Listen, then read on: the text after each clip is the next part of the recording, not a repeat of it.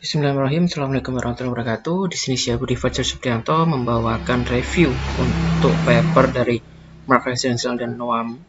Kebetulan untuk judul papernya adalah User Experiences Research Agenda. Nah, beberapa hal yang menarik menurut saya yang saya temukan di paper ini adalah pertama bahwa penulis mengatakan bahwa UX adalah fenomena yang erat kaitannya dengan human computer interaction, atau kalau di paper ini penulis mengatakannya sebagai HCI. Namun berbagai penelitian banyak mendapatkan kritikan. Nah, ini yang menarik bahwa sifatnya UX yaitu ambigu. Ambigu di sini kalau kita terjemahkan yaitu mengandung keraguan-raguan, sulit dipahami dan sifatnya sementara. Kemudian poin kedua dari introduction yang ditemukan bahwa UX tidak mengutamakan usability, productivity maupun learnability. Kalau kita katakan learnability ini mungkin dekat dengan hal tersebut bisa dipelajari, mungkin seperti itu. Tetapi lebih membahas tentang user experience dalam momen-momen atas experience itu sendiri. Kemudian ini adalah dari bab Beyond the Instrumental. Beberapa hal yang menarik yang saya temukan dari Beyond the Instrumental ini adalah bahwa HCI risetnya terfokus atau bahkan hampir-hampir terfokus pada hal-hal yang bersifat eksklusif. Kemudian hal yang bersifat achievement atas behavioral goal atau atas pekerja-kerja yang memang sudah di setting sebelumnya. Kemudian untuk challenge-nya, untuk perspektif the future-nya adalah beberapa hal yang bersifat non-instrumental needs atau beberapa yang membutuhkan hal yang lebih baik atas pengetahuan, kemudian terdefinisikan dengan baik dan dapat dioperasionalkan dengan baik. Kemudian how to translate-nya atas product quality, yaitu produk yang memiliki atribut-atribut yang memiliki hubungan dengan hal-hal yang memang dibutuhkan, berbasis pada pengetahuan yang lebih bisa diterima dengan baik. Kemudian importance can be studinya. Kemudian untuk instrumennya, baik instrumen maupun non-instrumentalnya, kita berbicara pada kualitas persepsinya yang terrelasi antara satu dengan yang lain, baik contoh-contoh yang telah didemonstrasikan maupun belum, yaitu untuk beauty and usability-nya. Nah, untuk berbicara beauty ini kebetulan ada hubungannya dengan papernya Essential yang lain. Jadi ada dua papernya dari Essential yang saling berhubungan. Di sini dia mengatakan beauty-nya. Kalau di paper yang lainnya dia mengatakan sebagai design. Nah, yang terakhir adalah apa impact atau pengaruh apa yang sudah ada dari instrumen yang sudah disampaikan, baik itu berbicara tentang produknya, kemudian penerimaannya, serta valuation-nya, kemudian mana nanti yang menjadi pilihan. Nah, kita berbicara tentang emotion dan effect-nya. Karena kalau kita berbicara tentang user experience, itu ada kaitannya dengan emotion. Ada hal-hal negatif atau negative interaction, yaitu berbicara tentang introspektifnya, kemudian dari single negatifnya itu apa saja.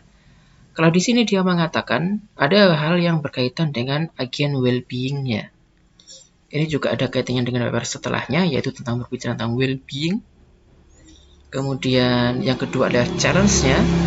Challenge untuk riset-riset kedepannya itu apa saja, misalkan obviously individual.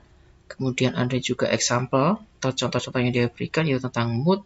Kemudian ada mood yang ada hubungannya dengan emotion. Nah, the other word of emotion are product in many different situational aspect.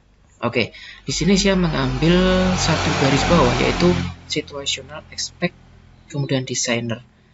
Nah, mungkin memang sudah menjadi agendanya dari penulis di Essential ini sendiri di paper ini maupun paper setelahnya, yaitu banyak membahas tentang situational dan banyak membahas tentang designer.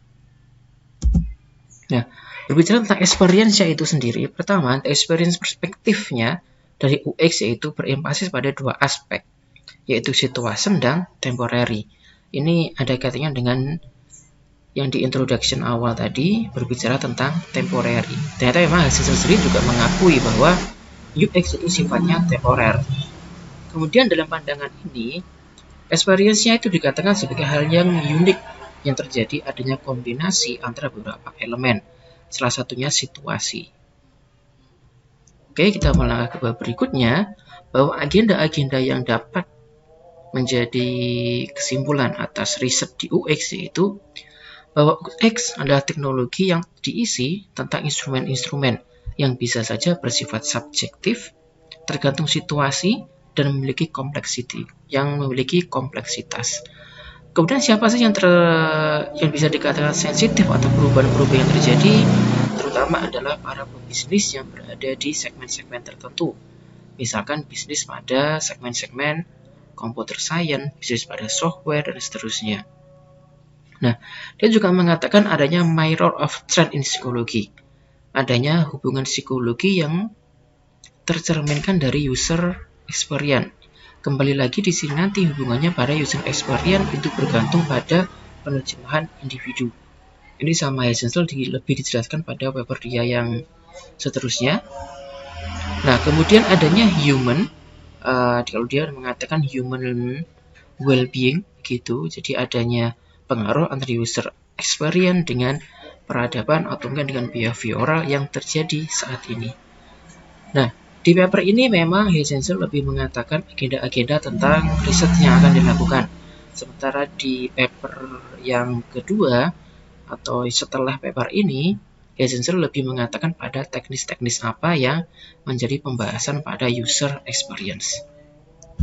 Nah, seperti itu review saya pada paper pertamanya Essential tentang user experience research agenda.